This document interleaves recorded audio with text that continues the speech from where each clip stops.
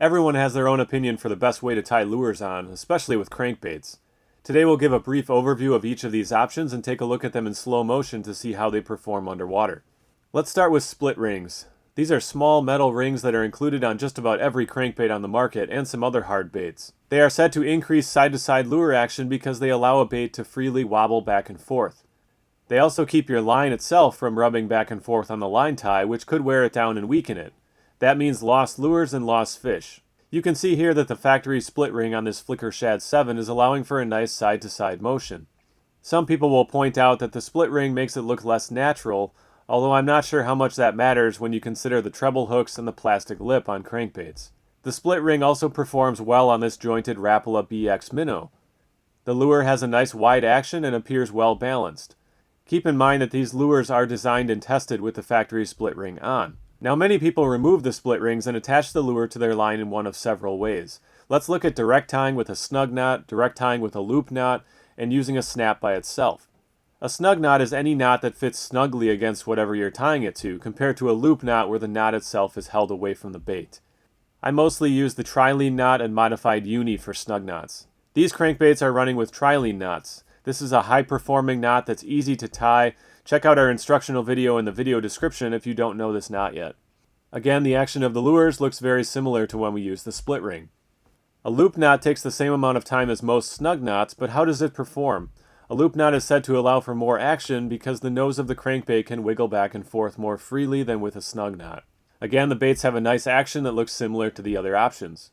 There is less visual impact than a metal snap or split ring, but now there are two lines in front of the bait and a knot sitting out there. Now for the snap. This gives you a super fast way to change out baits without shortening your leader or spending time retying. The highly visible snap may have a negative effect by lessening the realistic appearance of the lure, which the treble hooks and split rings are doing too. The action of these crankbaits with the snap again looks pretty great. Okay, now some people like to combine these options. For example, you might leave your split ring on and use a loop knot to tie it on. This adds even more stuff going on around the front of the bait. Again, this could be a good thing or a bad thing, and only the fish knows for sure. As far as the lure action goes, it still looks good with lots of side-to-side lure movement and shaking of the rattling beads inside. Another option is to combine a snap and split ring, but this adds even more hardware to the front of the bait. You can see here that the action remains good. The extra metal at the front of the bait is definitely noticeable, although the action of the bait doesn't look much different than the other options. The final option is to tie a swivel directly to your line and attach it to the split ring on a lure. This allows for somewhat fast lure changes like with a snap, but has the advantage of reducing line twist issues that some baits may cause. It also adds more bulky hardware to the front. It looks like these lures still maintain very good action with this option. I do notice that they tend to hunt around a bit more, which could entice a strike, or it may turn off a lazy fish that sees it as too much work to chase.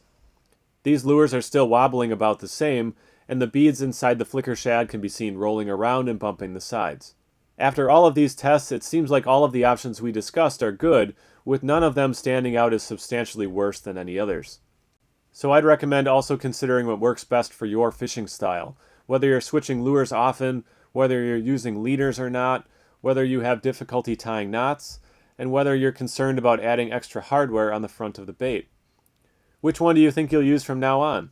Thanks for watching, we'll catch you next time.